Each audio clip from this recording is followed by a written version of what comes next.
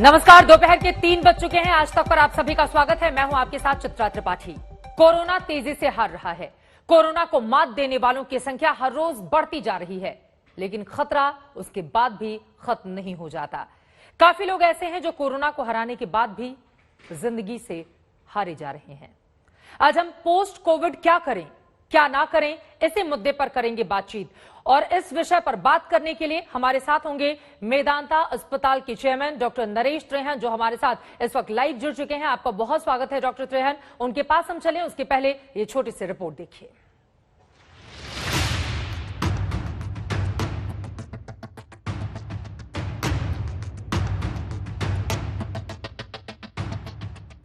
Corona तेजी से सिमट रहा है। दूसरी लहर कमजोर पड़ रही है। महामारी को मात देने वालों की संख्या रोज बढ़ रही है। आंकड़ों पर नजर डालें तो 24 घंटे में देश में कोरोना के करीब 1,20,000 नए मामले सामने आए। मौत का आंकड़ा कम हुआ है, जबकि 1,97,000 से ज्यादा मरीज कोरोना से जंग जीत चुके हैं। आंकड़े राहत देने वाले हैं, लेकिन सावधानी जरूरी है। कोरोना से मात देने वाले संक्रमण से नेगेटिव तो हो गए, लेकिन पोस्ट कोविड लक्षण अब भी काफी लोगों को परेशान कर रहे हैं। कुछ को फेफड़ों में दिक्कत आ रही है, कुछ के ब्लड शुगर कंट्रोल से बाहर है, तो कुछ ब्लैक फंगस का शिकार हो रहे हैं। एक तो यही है कि सेकेंड वेव में फंगल इन्फेक्शन, म्यूकरमाइकोसिस काफी ज्यादा देखा गया, जो फर्स्ट वेव में इतना कॉमन नहीं था। और ऑल्दो फर्स्ट वेव में भी हमने म्यूकरमाइकोसिस के केसेस कुछ हद तक देखे थे, लेकिन इतनी मात्रा में नहीं देखे थे। तो इसके कई कारण हैं, और कुछ कारण जो डेफिनेटली प्रूवन है और जो स्टडी से सामने आए हैं, उसमें ये सामने आया है कि एक तो over use and excessive use of steroids है। कोरोना की जंग जीतने के बाद भी कई लोग डरे हुए हैं, कई तनाव में हैं, कई अवसाद में हैं, कई कमजोरी से उबर नहीं पा रहे। ऐसे लोगों के लिए कोरोना की लड़ाई अभी खत्म नहीं हुई है। समय पे सोना, समय पे उठना, getting good quality sleep is very important. तो अपना एक टाइम फिक्स कर दें सोने का, और उस टाइम पे रोज सोएं, और ये देखें कि सोने का माहौल है, टीवी तो नहीं चली हुई या पीछे से शोर नहीं हो रहा है, जिससे आप आराम से बॉडी को रेस्ट दे पाएं और सो पाएं। आस्ता आस्ता ब्रीदिंग एक्सरसाइज करें, योगा कर सकते हैं, अपर लिम्ब और लोअर लिम्ब की एक्सरसाइज कर सकते हैं, जिससे थोड़ा सा सर्कुलेशन इंप्रूव होगा। लेकिन इसमें भी जोर ना करें, और अपनी डाइट अच्छी रखें, फ्रेश फ्रूट्स, हरी सब्जियां लें, और उससे आपको 3-4 हफ्ते में ग्रेजुअली अपनी बैक टू नॉर्मल करना जो है रिकवरी करनी चाहिए। जरूरी है कि कोरोना से ठीक होने के बाद भी अलर्ट रहें, डॉक्टर्स के संपर्क में रहें, ब्लड प्रेशर और शुगर लेवल लगातार चेक करते रहें, क्योंकि कोरोना का साइड इफेक्ट 9 महीने तक बना रहता है। आज तक ब्यूरो। कोरोना को हराने के बाद आखिर कब तक जंग जारी रखनी होगी, इसी पर बातचीत करने के लिए इस वक्त मेदांता हॉस्पिटल के चेयरमैन, देश के जाने माने डॉक्टर नरेश त्रेहन हमारे साथ लाइव जुड़ चुके हैं। सबसे पहला सवाल डॉक्टर त्रेहन आपसे मेरा यही है, चूंकि बहुत बड़ी तादाद हिंदुस्तान में ऐसे लोगों की है जिन्होंने कोविड को हरा दिया है, उसे मात देने के बाद अपने अपने घरों में हैं, जो आपको इस वक्त सुन भी रहे हैं। कोविड से उबरने के बाद सबसे शुरुआती दिनों के लिए आप लोगों को क्या मेडिकल सलाह देना चाहेंगे? तो इसको समझने के लिए हमें 3 चीजों से डील करना है। एक, वो लोग हैं जिनको कोरोना हुआ पर उनको सिम्टम्स बहुत माइल्ड थे और वो घर पे ही रिकवर करके उनको ज्यादा तकलीफ नहीं हुई, वो ठीक हो गए। उन लोगों के लिए, वो जो लोग हैं जो आदी हैं एक्सरसाइज के, जो या तो ट्रेडमिल पे भागते हैं या बाहर जॉगिंग करते हैं या साइकिल तेज चलाते हैं, मतलब कि जो proper exercise to higher limit पे करते हैं, उनके लिए हमने ये बोला था कि कभी भी अपनी पूरी एक्सरसाइज के पद मत जाए जब तक आपका एक रेगुलर स्ट्रेस टेस्ट ना किया जाए under supervision of a doctor. क्यों? कि ये हमें पता है कि कितना भी माइल्ड आपको केस हुआ था, पर ये जो वायरस है ये सारी बॉडी को अफेक्ट करता है। एक तो लंग्स को तो करता ही करता है, और किसी को ज्यादा है किसी को कम, पर वो हार्ट, किडनीज, लिवर सबको अफेक्ट करता है। क्योंकि हमने देखा है कि बाहर कुछ नहीं दिख रहा, डी डाइमर हाई है, लिपिड प्रोफाइल, ये जो लिवर प्रोफाइल्स हाई हैं, किडनी फंक्शंस कमजोर हो रहे हैं। तो ये जो इंटरनल प्रॉब्लम है, जो बाहर इतना एहसास नहीं होता क्योंकि माइल्ड इन्फेक्शन था, उन लोगों को इस बात से सावधानी रखनी है कि अपनी एक्टिविटी लेवल जो है वो एकदम नहीं बढ़ानी, पूरा चेकअप करा के फिर बढ़ानी है, क्योंकि हमने देखा है लोगों का हार्ट रेट हाई होता है, बिल्कुल, लोगों के एको करते हैं तो उसके अंदर फाइबर्स में वो स्वेलिंग दिखती है, कुछ लोगों का हार्ट फंक्शन कमजोर हो जाता है।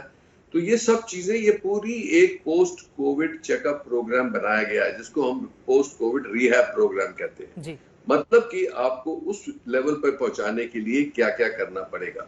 दूसरे लोग वो हैं जिनको हॉस्पिटलाइजेशन की जरूरत पड़ी पर इंटेंसिव केयर की नहीं पड़ी, पर फिर भी उनको ऑक्सीजन की जरूरत पड़ी थी, और कईयों को ज्यादा, कुछ कईयों को मीडियम, पर उनको ये ऑक्सीजन की जरूरत पड़ी, और किसी उनमें से कई हैं जिनको कॉर्टिसोन देना पड़ा और कई हैं जिनको नहीं देना पड़ा। बिल्कुल। अब ये है कि उनके लिए ये मतलब है कि आपके लंग्स जो है वो काफी इफेक्ट हुए, और उनको जो रिकवरी है उनके लंग्स की, उस पर बहुत ज्यादा ध्यान रखना है, क्योंकि कई तो हम पेशेंट्स ऐसे होते हैं जिनको हम 2-4 लीटर पे ऑक्सीजन पे घर भेजते हैं कि आपका आहिस्ते आहिस्ते इंप्रूवमेंट होगा। उनके लिए जो ब्रीदिंग एक्सरसाइजेज हैं योगा की, प्राणायाम वगैरह है, और हम डिवाइस भी देते हैं उनको ब्लो करने के लिए, उससे अपने लंग्स की एक्सरसाइज करनी है, न्यूट्रिशन, स्लीप, अपना इम्यूनिटी बढ़ाना है, अपना स्ट्रेंथ बढ़ाना है, और अपने लंग्स को एक्सपैंड करना है। बिल्कुल। तो दवाइयां भी देते हैं कि फाइब्रोसिस कम से कम हो लंग्स का, तो उनके लिए ये एक स्ट्रीम होती है कि उनका मेन फोकस लंग्स के ऊपर होता है, और उनको कैसे कैसे आहिस्ते रिकवरी करनी है जी। उसमें कोई जल्दी नहीं हो सकती, जैसा टाइम लगेगा, पर उनमें से मेजॉरिटी लोग ठीक हो जाएंगे। तीसरे वो लोग हैं जो आईसीयू में पहुंचे, जिनकी ऐसी ज्यादा स्थिति खराब हो चुकी थी कि उनको हाई डोज स्टेरॉइड दिए गए, हाई डोज, जैसे हम हाई फ्रीक्वेंसी नेजल कैंसुलेशन से 30-30, 40-40, 50-50 लीटर पर मिनट ऑक्सीजन दे रहे थे जिनको, और जिनको वेंटिलेशन की जरूरत पड़ी या बायपैप की जरूरत पड़ी, उन लोगों का मतलब ये है कि उनके फेफड़ों के ऊपर बहुत ज्यादा इफेक्ट पड़ा था, इतना इफेक्ट पड़ा था कि उनको एक्चुअली लाइफ बचाने के लिए इतने हाई ऑक्सीजन देनी पड़ी, या ऐसे उनको मेजर्स ऑफ बायपैप और वेंटिलेशन करनी पड़ी। उन लोगों के लिए जो स्लो रिकवरी होगी वो यकीनन स्लो होती जाएगी, और उन लोगों को, जैसे हम कहते हैं लॉन्ग कोविड है ही ये है कि जिसकी रिकवरी जो है वो बहुत स्लो चल रही है, उनको ध्यान रखना है, उनको कई बार 3-3, 4-4 महीने लग जाते हैं रिकवर करने में। तो ये हर स्टेज पे हमें चौकन्ना रहना है। एक तो उसका कॉन्सिक्वेंस हो गया म्यूकोरमाइकोसिस, बिल्कुल, जो अपने आप में ही भयंकर डिजीज है। बिल्कुल। दूसरों को लंग इन्फेक्शन, निमोनिया बहुत कॉमन हो जाता है, जिनके लंग्स बहुत डैमेज हो गए, तो उससे बचना है। सो ये मतलब नहीं है आज के दिन कि एक ही तरीके का फीवर होगा, एक ही तरीके का इन्फेक्शन होगा कोविड का, और सब एक ही तरह से निकलेंगे, नहीं। ये 3 बहुत डिस्टिंक्ट स्ट्रीम्स हैं जो मैं स्ट्रेस करना चाहता था, क्योंकि हमें अपने कंपार्टमेंट में ये समझना है कि मुझे कितना इफेक्ट पड़ा, मेरे किस ऑर्गन पे पड़ा, और मेरा पूरा रिहैबिलिटेशन जो है वो एक अंडर सुपरविजन हुआ है। बिल्कुल, इसमें लापरवाही नहीं करनी है, क्योंकि आपने सुना होगा कि कल भी एक हमारे दोस्त ही है जिनकी 48 इयर्स ओल्ड, जिनका निधन हो गया। वो बाइसिकल पे चला रहे थे, तो थोड़ा विगरसली, तो वो आदी थे चलाने के, ये भी बात नहीं है, बिल्कुल फिट आदमी थे, पर अरिथमियाज जो हैं इसकी टेंडेंसी बढ़ गई है, ब्लड क्लॉटिंग की टेंडेंसी बढ़ गई है। बिल्कुल, तो इससे बच के रहना है। ये बहुत अहम जानकारी आपकी ओर से दी गई है, और यकीनन विस्तार से आपने समझाया भी कि किस तरह से के पेशेंट होते हैं जो कोरोना को मात देने के बाद आते हैं, और उन्हें 3-4 महीनों तक अपना बहुत ज्यादा ख्याल रखना होगा। इन सब के बीच बहुत सारे ऐसे लोग हैं कोरोना नेगेटिव होने के बाद, यानी कि कोरोना को वो आराम से मात देते हैं, लेकिन उसके बावजूद सांस की समस्या बनी रहती है, सांस लेने में तकलीफ होती है, या पूरी सांस नहीं आ पाती है, एक्सरसाइज करने में दिक्कत होती है। ये स्थिति कितनी खतरनाक हो सकती है, और ऐसे लोगों के लिए आपकी क्या सलाह होगी? तो आप देखेंगे कि इस दौर में ये जो अब नई सेकेंड वेव आई है, इसके अंदर हमने HRCT, जो जैसे सीटी कराते हैं चेस्ट को देखने के लिए कि लंग्स कितना इन्फेक्टेड है, उसमें हमने स्कोर्स देखे हैं 23, 24 आउट ऑफ 25, 2-4 लोगों के देखे 25 आउट ऑफ 25, मतलब सारा लंग ही बिल्कुल इफेक्ट हो गया है। और जब आप उनका सीटी देखोगे तो उसके अंदर सिर्फ व्हाइट स्पॉट्स ही दिखते हैं, लंग टिश्यू तो बहुत कम दिखता है। तो जैसे इसका बहुत ज्यादा भयंकर अटैक हुआ है लंग्स के ऊपर, उसके लिए आप लोगों को समझना है कि जितना इस जल्दी वो लोग अपना, जिनको खांसी, फीवर और ठीक नहीं लग रहा, उनका HRCT जितना जल्दी होगा उतनी जल्दी ही उनकी दवाइयां शुरू करी जाएंगी और उतना ही जल्दी उनको ये राहत मिल सकती है कि इतनी एक्सट्रीम में ना पहुंचे। तो इसीलिए ये तो हो गया ऑलरेडी जी। और इसमें देख रहे हैं हम वो लोग जो आपके बहुत सारा टाइम लगेगा और इनमें कुछ आने वाले टाइम में लंग ट्रांसप्लांट की भी जरूरत पड़ेगी कईयों को जिनकी फाइब्रोसिस बहुत ज्यादा हो गई है। बिल्कुल। तो इसमें जल्दबाजी नहीं हो सकती, इसमें लेजीपन नहीं हो सकता। आपको एक्सरसाइज करनी है लंग्स की। आपको सारा दिन अपना अलोम वलोम हुआ, बलून फुलाना हुआ, स्पायरोमीटर हुआ, ये सब चीजें करनी है और एक्टिव रहना है। घर के अंदर बहुत तेज वगैरह नहीं चलना, पर एक्टिव रहना है और अपना न्यूट्रिशन और स्लीप रखना है, क्योंकि उससे आपका एनर्जी बढ़ेगी और आप में ये लंग्स की रिहैबिलिटेशन की भी एबिलिटी बढ़ेगी। बिल्कुल। तो ये बहुत ही देखा गया इस बार। ये बड़े दुख की बात है क्योंकि कितने यंग लोग इसके शिकार हो गए और अब पता नहीं कि उनके कितनी देर उनको सफर करना पड़ेगा और कभी नॉर्मल हो सकेंगे कि नहीं। तो ये बहुत ही भयंकर डिजीज है। इसीलिए तो हम कहते हैं कि अब अगर जो हमें ये आंकड़े दिखा रहे हैं कि भाई वेव कम हो रही है, पर ये भी देखिए 1,25,000 मीन्स कि जो पिछली पहली वेव थी उससे फिर भी ऊपर है। बिल्कुल बिल्कुल। तो ये अभी खत्म नहीं हुई और इसका सिर्फ एक ही इलाज है। एक तो अपनी वो जो कोविड अप्रोप्रिएट बिहेवियर कहते हैं कि मास्किंग, डिस्टेंसिंग और हैंड हाइजीन, और दूसरा जितना जल्दी आपको वैक्सीन का आपकी टर्न आए वैसे ही वैक्सीन लो। वैक्सीन हेजिटेंसी से ये देख, मैं एक और बात बताऊं आपको कि हमने ये एक्सपीरियंस में देखा है जहां हजारों लोगों हमारे हॉस्पिटल में एडमिट हुए। इसमें 3 कैटेगरी हैं। जिन लोगों ने वैक्सीन नहीं लगवाई, जिनको 1 डोज लगा और जिनको दोनों डोज लग गए और 2-3 हफ्ते उसके बाद हुआ है। तो जिनका कोई वैक्सीन नहीं था वो 70%, 60 to 70% वो लोग थे जो हॉस्पिटल में एडमिट हुए जिनको कभी वैक्सीन लगा नहीं था, और 20-25% वो थे जिनको 1 डोज लगा है और 3 से 5% थे जिनको दोनों डोज लग गए थे। जिनको दोनों डोज लगे थे उनमें एक भी मृत्यु नहीं हुई। ये लोगों को ये लोग जो जल्दी ही रिकवर, ये हमारे अपने आंकड़े हैं जो हमारे हेल्थ वर्कर्स हैं जी, और जिनको 2 डोज लगे थे उनमें से जो क्योंकि बने हुए ही 2-3% थे और एक को एडमिट करना पड़ा, वो 4 दिन में चले गए। किसी को डेथ नहीं हुई, किसी को आईसीयू जाना नहीं पड़ा। जिन लोगों को 1 डोज लगा है उनमें से बहुत सारे लोगों को 14% को तकलीफ हुई और उनको ये हॉस्पिटल में बहुत सारे दिन रहना पड़ा जी। मृत्यु फिर भी नहीं हुई, ये फॉर्चुनेट बात है, और आईसीयू में सिर्फ 2-3% गए जी। जो बाकी जो थे जिनकी आप देख रहे हैं हमारे आईसीयूज फुल हैं, वो लोग हैं जिनको कोई डोज लगा ही नहीं। तो इसीलिए इसका मतलब ये है कि जिस पूरी ये वैक्सीन काम करती है, वैक्सीन प्रोटेक्शन देती है। वैक्सीन का मतलब ये है कि फिर भी आपको 2-4-5-7% को होएगा, पर वो फिर भी माइल्ड सिम्टम से निकल जाएंगे। बिल्कुल। उनकी मृत्यु होने का चांस बिल्कुल ऑलमोस्ट 0 है। और ये जो बातें बार बार दोहरा के आपने लोगों तक पहुंचाई है, यकीनन इस बात को समझना बहुत जरूरी है, क्योंकि आज तक के पास जिस तरह के वीडियोस आ रहे हैं, ग्राउंड रिपोर्टिंग हमारे रिपोर्टर्स करके जो तस्वीरें भेज रहे हैं, बहुत सारे ऐसे गांव हैं या फिर शहर के कई हिस्से जहां पर वैक्सीनेशन को लेकर एक अलग तरह का डर और दहशत का माहौल देखने को मिल रहा है। लोग डर रहे हैं कि वैक्सीन लेने की वजह से कहीं ऐसा ना हो उनकी जान चली जाए। इसी वजह से वैक्सीनेशन बहुत जरूरी है, जिस पर खासा जोर देते हुए डॉक्टर त्रय नजर आ रहे हैं। सर, मेरा अगला सवाल इसी से जुड़ा हुआ, जो बातें आप बता रहे थे उसी को आगे बढ़ाते हुए, कोरोना के बाद जैसा कि आपने भी जिक्र किया कि दिल की गंभीर समस्याएं सामने आ रही हैं, हार्ट अटैक का खतरा बना हुआ है ज्यादातर यंग लोगों में, उससे बचने के लिए क्या उपाय किए जा सकते हैं? तो ये इसका एक ही इलाज है कि आपको अगर जो आपका पोस्ट कोविड पीरियड में हार्ट रेट आपके नॉर्मल हार्ट रेट से ज्यादा है, या आप जब एक्सरसाइज करते हो तो एकदम ऊपर चला जाता है, या आप आदी हैं विगरस एक्सरसाइज की और आप उसको करना चाहते हैं, तीनों सिचुएशन में आपको अपने कार्डियोलॉजिस्ट डॉक्टर से इमीडिएटली संपर्क करना चाहिए।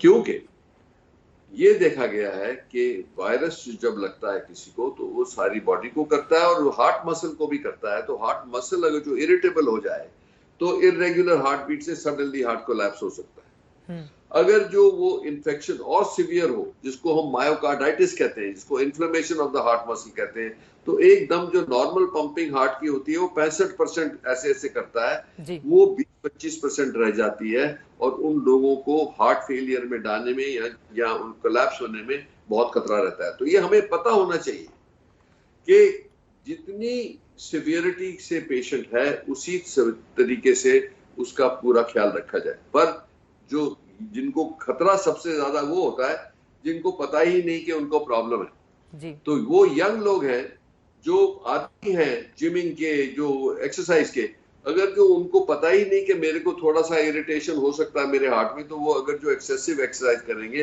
तो उनमें से कुछ लोगों को इरेगुलर हार्ट बीट होगी, जिसको हम अरिथमिया कहते हैं, और उससे कोलैप्स भी हो सकता है।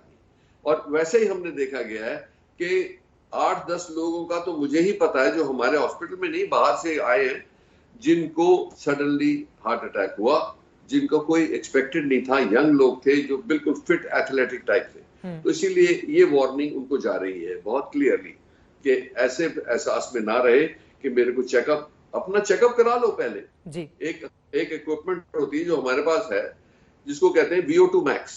VO2 max से पता लग जाता है कि जब आप एक्सरसाइज करते हैं, जब आपकी ऑक्सीजन एक्सट्रैक्शन होती है, कोई लंग्स और हार्ट में मिसमैच तो नहीं है, जब हार्ट रेट बढ़ता है तो इरेगुलर तो नहीं बीट करने लगता, अगर जो ये सब बातें उससे पता लग जाती है। दूसरी है जिनको ऑलरेडी हार्ट डिजीज है जी, जिनको स्टेंट लगे हुए हैं, बाईपास हुए हैं या हार्ट अटैक हुए हुए, उनको तो और भी केयरफुल रहना है, उनको बहुत चौकन्ना रहना है, क्योंकि इससे टेंडेंसी ब्लड क्लॉटिंग की भी हो जाती है बिल्कुल। और इसीलिए अगर जो किसी को पहले एग्जिस्टिंग है तो उसको हार्ट अटैक हुआ तो कोलैप्स हो सकता है। सिमिलरली जिनके स्टेंट लगे हुए हैं, अगर जो वो क्लॉट हो गए तो वो कोलैप्स कर सकते हैं। इसीलिए ये बहुत जरूरी है कि अपनी हिस्ट्री को समझते हुए अपने कार्डियोलॉजिस्ट से बात जरूर करें कि मेरे को ये हिस्ट्री है, मैं ये करना चाहता हूं, मेरे लिए क्या सेफ्टी है। क्योंकि हमारे पास एकोकार्डियोग्राफी है, थैलियम स्कैन है, CT स्कैन है, MRI है, एंजियोग्राफी है, 5 मोडालिटीज हैं जिससे हम किसी पेशेंट की पूरी सेफ्टी एस्टैब्लिश कर सकते हैं बिल्कुल।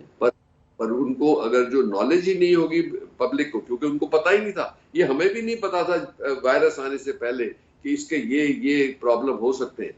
ये तो जैसे टाइम निकला है, हमारी समझ बढ़ी है, हम एक्सपीरियंस से पता लग रहा है, तो ये हमारा फर्ज है कि लोगों को वार्न करें और उनकी ट्रीटमेंट करें ठीक टाइम पे बिल्कुल।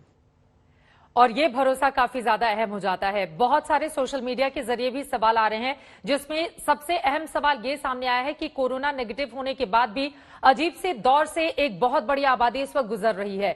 लोगों के भीतर डर और घबराहट देखने को मिल रही है, उसको काबू में कैसे किया जाए? क्योंकि थोड़ा सा बुखार होने पर लोग डर जा रहे हैं, या अगर उनके सीने में दर्द होने लगता है, हार्ट में किसी भी तरह की प्रॉब्लम है, तो वो उनमें बेचैनी भर देती है। इससे निजात कैसे पाए डॉक्टर त्रेहन? अच्छा, मैं ये बहुत अच्छा क्वेश्चन पूछा गया, क्योंकि देखो हमने देखा है कि लोगों को हफ्ता, 10 दिन, 3 हफ्ते, 4 हफ्ते बाद सडनली फिर से बुखार और CRP बढ़ गया, सेइंग कि फिर से इन्फ्लेमेशन हो रही है बॉडी के अंदर बिल्कुल। इसीलिए मैं ये बार बार ये स्ट्रेस कर रहा हूं कि इस वायरस का जो बिहेवियर है वो 100% अभी भी नहीं पता। ये अलग अलग तरीके से करता है एक्ट, जिसका एक्सपीरियंस सिर्फ टाइम से पता लग रहा है, और म्यूटेशन जो हो रहे हैं वो क्या कर रहे हैं ये भी नहीं पता। तो सबसे पहला काम कि वायरस लगे ही नहीं किसी शख्स को, तो इसीलिए आप अपनी प्रोटेक्शन रखोगे तो ये उम्मीद है कि आप सेफ रहोगे बिल्कुल। दूसरा, वैक्सीनेशन से प्रोटेक्शन ले। अगर जो लापरवाही करोगे तो बहुत हावी पड़ सकता है, क्योंकि जो ही बातें हम कर रहे हैं आज, इसका किसी को पता नहीं कि और क्या होगा, ये म्यूटेशन क्या होंगे और वो क्या हमारी बॉडी को करेंगे, ये कितनी तादाद में करेंगे, इसीलिए बिल्कुल चौकन्ना रहना है। आपको ये मैं एक और आंकड़ा बता दूं कि दुनिया में आप अगर जो स्पेनिश फ्लू की भी बात करेंगे तो पहली वेव और दूसरी वेव में 32 हफ्ते का गैप था जी। जो अभी अमेरिका में या यूरोप में जो वेव्स आई हैं उनका भी वो 30 और 35 हफ्ते के बीच का गैप था। अब वो अगला वेव भी जो है उसको एक्सपेक्ट हम करते हैं कि कहीं वो 30-35 के बीच में आएगी।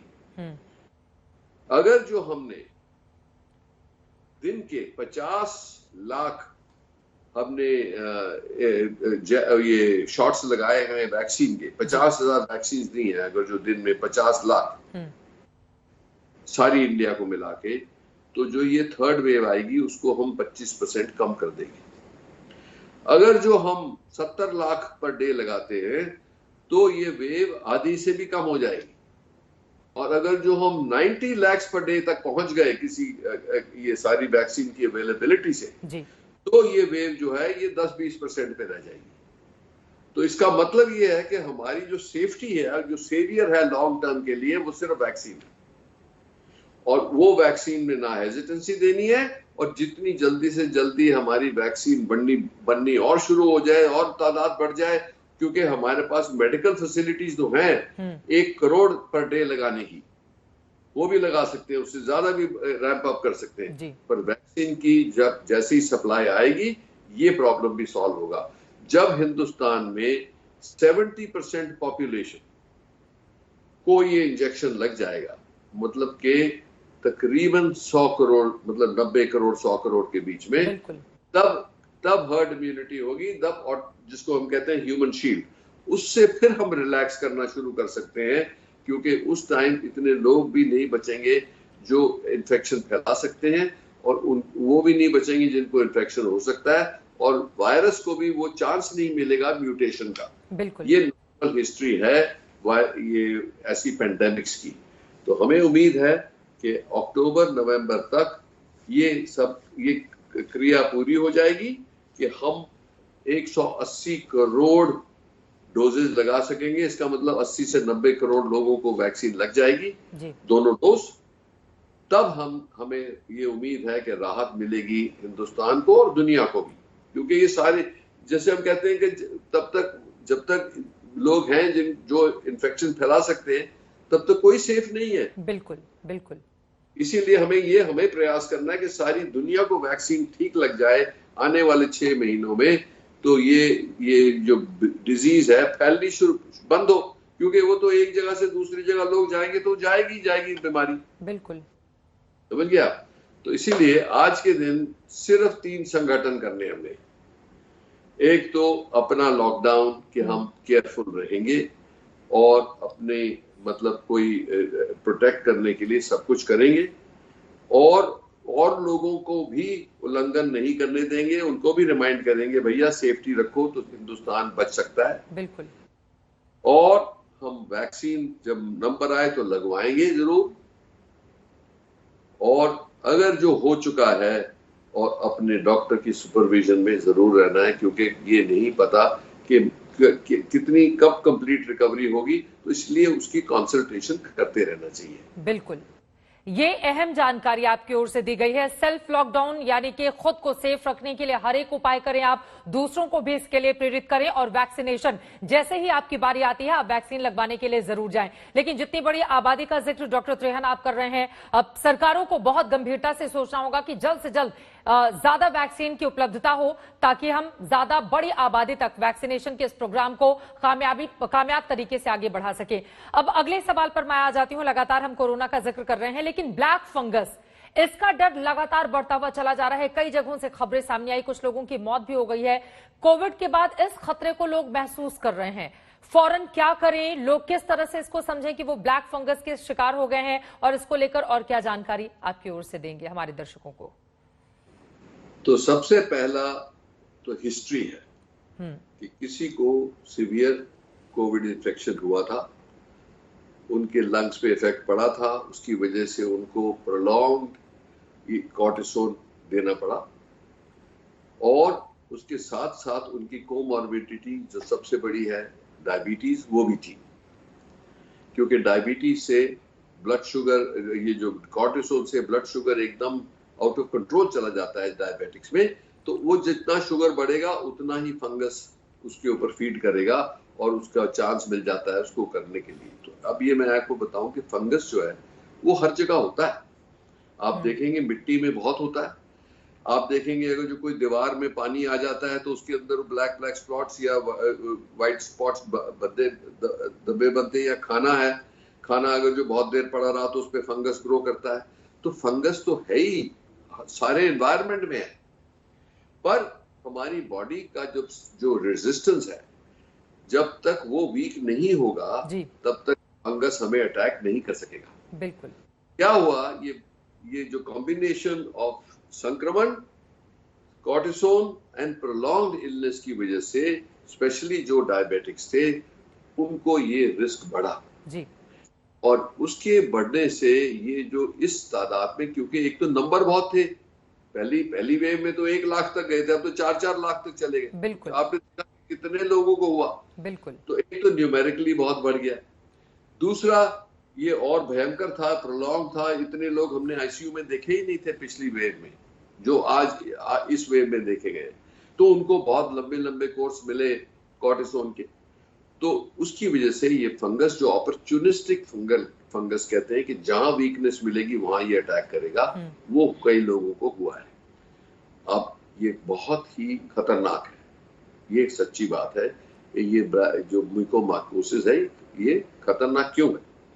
ये शुरू होता है नाक से, फिर वो जाता है साइनसेस में, फिर साइनसेस के जरिए वो आई बॉल्स में, आईज में जा सकता है या और ब्रेन में जा सकता है, क्योंकि ये कनेक्शन होता है। अब अगर जो वो साइनसेस की स्टेज पे ही पकड़ा गया, और यही हम लोगों को सब समझा रहे हैं कि अगर जो आपको लग रहा है कि नोज पूरा ब्लॉक हो गया है, ये यहाँ पेन हो रहा है साइनसेस में, एक साइड, 2 साइड, या कोई रेडनेस यहाँ हो रही है, तो इमीडिएटली अपने डॉक्टर को दिखाएं। क्यों? कि अगर जो उसी स्टेज पे हम इलाज करेंगे तो उसका इलाज आज के दिन काफी सक्सेसफुल होगा, 95% से ज्यादा। और दूसरा होता है कि वो ओरल कैविटी में दांतों को लूसन कर देता है, बोन के आ जाता है। तो इसकी डायग्नोसिस जो होती है वो बायोप्सी से होती है। तो ये आप कोई नहीं बता सकता, नीम हकीम नहीं बता सकेगा। ये सिर्फ जो डॉक्टर बायोप्सी करके इसको माइक्रोस्कोप के नीचे देखेंगे तब पता लगता है कि फंगस है जी। दूसरी बात, अगर जो ये फिर यहाँ से अगर जो हो गया, और इसका इलाज ये है कि ये साइनसेस को क्लीन आउट कर दिया जाता है और एम्फोटेरेसिन जो दवाई है स्टैंडर्ड, उसको शुरू किया जाता है। पर अगर जो इसकी आप देखेंगे कि आंख में फैल गया है तो कई लोगों की आंखें निकालनी पड़ी। क्यों? कि ये ब्लैक फंगस अंदर जब घुस जाता है इसका इलाज बहुत कम है। और अगर जो खुदा न खास्ता ये ब्रेन में चला गया तो बचना बहुत कम चांस रह जाता है, 10-20%। तो इसीलिए ये एक तो अपनी हिस्ट्री में अगर जो समझता है कि मैं डायबिटिक हूँ, मेरे को बहुत बुरा संक्रमण हुआ, मुझे कॉर्टिसोन दिए गए लंबे टाइम के लिए, तो उनको बहुत केयरफुल रहना है कि अगर जो मेरे को ऐसा हो रहा है तो मैं जाके चेकअप करा लूं। पागल होने की जरूरत नहीं है, सीधा जाके अपने डॉक्टर से चेकअप करा लो। वो बता सकते हैं उसी टाइम उसका सैंपल लेके कि भाई इसमें ये म्यूकोमाइकोसिस है कि नहीं, और उसको इलाज फटाफट हो सकता है। बिल्कुल। ये इस पे चूकना नहीं है। ये मत सोचो यहाँ लाल हो गया, मेरी आंख सूख गई, सूज गई है, कोई बात नहीं, मैं देखूंगा इसको गर्म पानी से ठीक करूंगा, या वो नीम हकीम से नहीं बात करनी है। ये बहुत डेंजरस है। हमें नहीं पता कि कोई ऐसी दवाई है आयुर्वेदा में या होम्योपैथी में जो उसको ठीक कर दे। इसका सिर्फ एक इलाज है कि उसको फंगस को निकालना है, उस टिश्यू को निकालना है और एम्फोटेरेसिन देके उसको बचाना है, क्योंकि इसमें चांस नहीं लेना है। जिन्होंने लिया वो काफी शिकार हो गए प्रॉब्लम। और हाल ही में इस तरह की खबरें भी सामने आई जो अपने आप में बहुत दुखद रही। डॉक्टर त्रेहन, अगला सवाल अब मेरा आपसे यह है, कोविड के बाद भी बहुत सारी ऐसी दवाइयां हैं जो जारी रहती हैं, खासतौर से एहतियातन लोग विटामिन सी, मल्टीविटामिन इस तरह की टैबलेट ले रहे हैं। ऐसे माहौल में क्या आप भी कुछ खास तरह की दवाइयों पर जोर देंगे? लोगों को खुद को बचाने के लिए लेनी चाहिए कुछ ऐसी दवाइयां? देखो, एक हमारा सब डॉक्टरों का विश्वास है कि बैलेंस्ड डाइट सबसे अच्छी रहती है। बैलेंस डाइट में प्रोटीन भी है, विटामिन भी है, कार्बोहाइड्रेट भी है, फैट भी है जी। अब विटामिन मतलब आप फ्रेश फ्रूट्स, फ्रेश वेजिटेबल्स और अपना प्रोटीन खाएंगे तो वो अपनी बॉडी का इम्यूनिटी बना ही रहता है। ये जरूर है कि क्योंकि कई लोगों की डाइट डिफिशिएंट होती है तो ऐसे एज ए प्रिकॉशन के जी विटामिन सी 500 मिलीग्राम ले लो पर डे, थोड़ा जिंक ले लो, पर इससे कोई भी आज अभी तक डॉक्यूमेंट नहीं हुआ तो इसकी वजह से कोई बच गया। हाँ, जनरल हेल्थ के लिए ठीक है, उसका कोई नुकसान नहीं है, पर जिंक जो है, जिंक ज्यादा नहीं लेना चाहिए क्योंकि जिंक टॉक्सिसिटी भी हो सकती है। विटामिन सी भी 500 मिलीग्राम आप लोगे तो ले सकते हो, बिल्कुल। मल्टी विटामिन लेना है तो ले लो क्योंकि वो छोटे छोटे डोजेज होते हैं, उससे कोई नुकसान नहीं होता। पर उससे आप ये सोचोगे बहुत फायदा हो रहा है, नहीं, ये कोई विश्वास नहीं है कि उससे फायदा होता है। यानी कि अच्छा खाना खाना ही एकमात्र इसका विकल्प है, लेकिन आपने कहा कि कुछ ऐसी दवाइयां हैं जिसको एहतियातन लोग ले सकते हैं। अब मेरा अगला सवाल जो सोशल मीडिया के जरिए सामने आया है, लोग ये पूछ रहे हैं कि कोविड के बाद सबसे बड़ी शिकायत कमजोरी की होती है, शरीर थका थका सा रहता है, इससे कैसे बचें और ये क्या किसी खास तरह की परेशानी के लक्षण हो सकते हैं? तो बचने का तो पहले ही मैंने तरीका बता दिया, masking, distancing and hand hygiene, वो तो एक ही तरीका है जी। ये वायरस और भी जो होते हैं वायरस, उनका ये बहुत कॉमन सिम्टम है कि मसल्स के अंदर पेन होगी, मायल्जिया जिसको हम कहते हैं, क्योंकि ये इन्फ्लेम करता है मसल्स को भी, नर्व्स को भी। और इसमें कई लोग तो 5, 7, 10 दिन में ठीक होंगे, कईयों को महीने लग जाते हैं इससे ठीक होने में। बिल्कुल। तो ये जरूर है बात कि इसलिए तो मैं कहता हूं कि इसको लाइटली नहीं लेना है। जिन लोगों को माइल्ड भी हुआ है उनको भी खतरा है, उनको भी तकलीफ हो रही है। तो इसीलिए ये किसी को ये लापरवाही या शौक नहीं होना चाहिए कि मैं अपने आप को प्रोटेक्ट नहीं करूंगा, जो होगा तो देखी जाएगी, क्योंकि वो बहुत जो देखी जाएगी is a very serious matter. That's what I'm stressing again and again. Personal protection और बिल्कुल रिस्पॉन्सिबल बिहेवियर हो आपका, और आप अपने आसपास के लोगों को भी ऐसा करें, संबोधित करें, तो ये जरूर होगा कि आपके फैमिली में, आपके एनवायरनमेंट में, आपकी वर्क प्लेस में सबसे कम इन्फेक्शन होगा, क्योंकि वायरस तो अभी गया नहीं है। बिल्कुल। ये याद रखना है कि वायरस हर जगह है। पहले तो हम सोचते थे, जो पहला दौर आया था, कि सिर्फ ड्रॉपलेट्स के थ्रू होता है। अब तो एरोसोलाइजेशन, मतलब एरोसोलाइजेशन तो हवा में कई मिनट, 10-20 मिनट हैंग करती है। बिल्कुल बिल्कुल। तो इसीलिए इसका तो दैट्स व्हाई इसकी स्प्रेडिंग कैपेसिटी इतनी ज्यादा है। तो जस्ट एहतियात यूज करें अभी थोड़े आने टाइम तक। जैसे 1.5 साल निकल गया, 15-16 महीने तो हो गए, और 4-6 महीने भी निकल जाएंगे ऐसे ही, और फिर हमें होपफुल है कि हम ठीक हो जाएंगे। उम्मीदों भरी ये बात आप कह रहे हैं, और उसी दिन का हिंदुस्तान को, पूरी दुनिया को इंतजार भी है। कुछ और सवाल जो महत्वपूर्ण है उसका जवाब मैं आपसे जानना चाहूंगी डॉक्टर त्रेहन। कोविड के बाद जो बुजुर्ग ठीक हुए हैं, उन्हें किस तरह की एहतियात बरतने की जरूरत है? बहुत बड़ी आबादी उनमें से ऐसी भी है जिनको पुरानी कुछ बीमारियां हैं, जिनसे वो वैसे ही जूझ रहे हैं, लेकिन कोविड को मात दे दी है। ऐसे में वो क्या करें और क्या ना करें? तो जैसे एक 3 गुण है, 3 गुण जो है लाइफ के, वो यही है कि आप अपनी हेल्थी डाइट लें। हेल्थी डाइट का मैंने आपको पहले बता दिया। रेस्ट लें, कम से कम 8 घंटे दिन में सोना है रात को, और एक्सरसाइज करें। एक्सरसाइज जो है अपनी एज के मुताबिक आप एक्टिव रहें। बिल्कुल। तो जैसे आप देखेंगे कि कोई वॉक पे जाता है, कोई ट्रेडमिल चलाता है, कोई योगा करता है। अगर जो आप घर पे हैं, योगा से बढ़िया चीज ही नहीं है, कहीं जाने की जरूरत नहीं है। आप पूरा योगा आधा पौना घंटा करेंगे तो सारी बॉडी स्ट्रेच भी हो जाती है, एक्सरसाइज भी हो जाती है, और मसल भी बिल्ड हो जाते हैं। बिल्कुल। और उसके साथ साथ आप ब्रीदिंग एक्सरसाइज करोगे, अपना प्राणायाम करोगे, तो आपके लंग्स, आपका ब्रेन बिल्कुल फाइन ट्यून रहेगा। तो उससे बढ़िया चीज तो है नहीं कोई।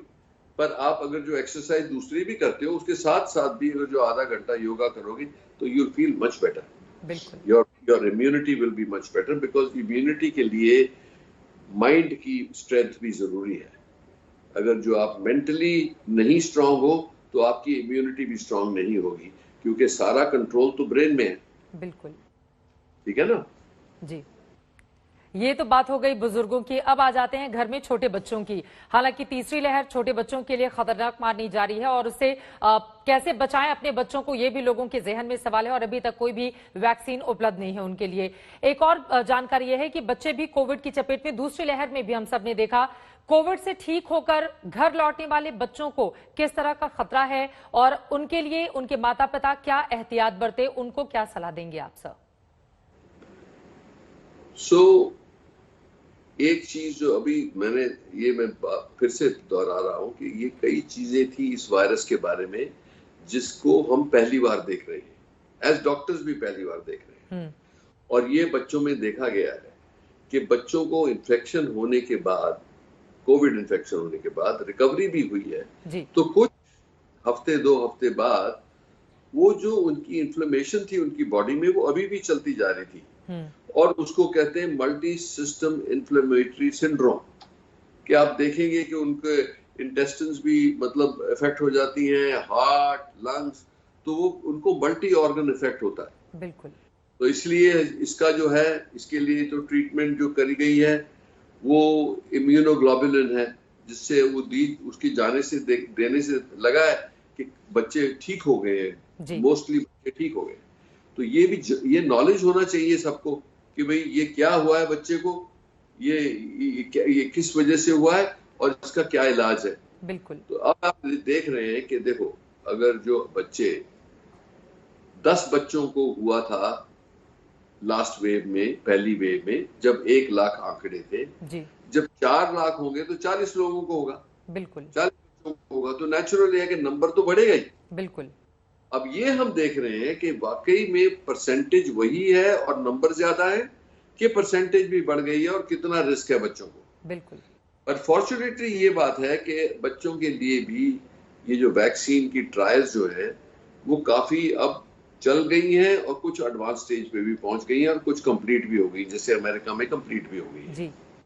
तो फाइजर तो ऑलरेडी लगनी शुरू हो गई बच्चों को। अब पहले 12 से 18 को तो लगनी शुरू हो गई, अब 6 महीने से 12 तक डेटा चल रहा है।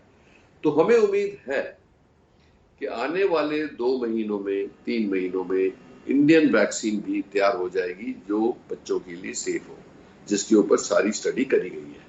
तो ये आने वाले टाइम में मेरे को लगता है कि बच्चों के लिए भी वैक्सीन आ जाएगी। अब हम ऐसे मुकाम से निकल रहे हैं हिंदुस्तान में कि हमारी आबादी इतनी बड़ी है जी। हम दुनिया में सबसे ज्यादा वैक्सीन बनाते हैं। बिल्कुल। क्योंकि आबादी को देखते हुए वो कम पड़ रही है। अब टाइम आ गया है हमारा कि ये जो कमी पड़ रही है इसके लिए जो प्रयास हो रहे हैं, कंपनीज ने, गवर्नमेंट ने, पब्लिक ने जो प्रेशर डाला है, उससे ये लग रहा है कि ये डबल हो जाएगी आने वाले महीने, 1.5 महीने में। क्योंकि आज के दिन हमें 8 करोड़ वैक्सीन के शॉट्स मिल रहे हैं पर मंथ जी। जब ये डबल हो जाएगी, क्योंकि स्पुतनिक भी आ गई है, 3 करोड़ उनसे आएंगे, ये कोवैक्सीन भी अपना प्रोडक्शन बढ़ा रही है, कोविशील्ड भी बढ़ा रही है और 3 और वैक्सीन है इंडियन जो अभी कंप्लीशन पे आ रही है। तो आने वाले 6 हफ्ते में ये जो 3 कंपनीज हैं इनका तो तादाद बढ़ जाएगी। तो मुझे उम्मीद है कि 10-12 करोड़ तो मिले। बिल्कुल, बिल्कुल। तो 12 करोड़ से हमारी जो बैलेंस है वो टिल्ट होना शुरू हो जाता है और 20 करोड़ पे जाके हम बिल्कुल सही हो जाएंगे। तो ये गवर्नमेंट का अनुमान है कि अगस्त तक ये 20 करोड़ हो जाएगा। अब हो जाएगा तो बहुत बढ़िया चीज है, क्योंकि प्रयास तो किया जा रहा है, सब कंपनीज लगी हुई हैं, सब चारों तरफ से लगे हुए हैं। पर जब तक हम वो 200 करोड़ डोजेस ना डिलीवर करेंगे, उनमें से कोई, अगर आज के दिन कोई 20 करोड़ लोगों को ऑलरेडी मतलब डोसेज लग चुके हैं, तो मतलब 170 करोड़ डोज हमें चाहिए। और अगर जो वो 20 करोड़ के हिसाब से मिलेंगे तो हमें एटलीस्ट 70% जो पॉपुलेशन को हम कवर कर सकते हैं अक्टूबर-नवंबर तक जी। वैक्सीनेशन, बार बार इस बात पर आप जोर दे रहे हैं और बच्चों के लिए उनके पेरेंट्स को उन्हें बहुत बेसब्री से इंतजार है कि जल्द से जल्द उनके लिए भी वैक्सीन आए और वैक्सीनेशन बच्चों की भी शुरू हो पाए। डॉक्टर नरेश ट्रेहन ने काफी अहम जानकारी दी है। यकीनन ये जानकारी जो इस वक्त करोड़ों दर्शक आज तक के साथ जुड़े हुए हैं अलग अलग प्लेटफॉर्म पे, चाहे वो सोशल मीडिया हो या टेलीविजन माध्यम हो, उसके जरिए ये जानकारी उनके काम जरूर आएगी। बहुत शुक्रिया आज तक से जुड़ने के लिए और ये महत्वपूर्ण जानकारी हमारे दर्शकों तक पहुंचाने के लिए। डॉक्टर नरेश ट्रेहन आपका, आगे भी आपसे इसी तरह से बातचीत हम करते रहेंगे। तो कुल मिलाकर वैक्सीनेशन जिस पर सबसे ज्यादा जोर डॉक्टर नरेश ट्रेहन यहां पर दे रहे थे, आपकी बारी आए तो आप वैक्सीन लगाने के लिए जरूर जाएं, लेकिन इसी के साथ ही एहतियात बरतें, मास्क लगाएं और सोशल डिस्टेंसिंग का पूरी तरह से पालन करें।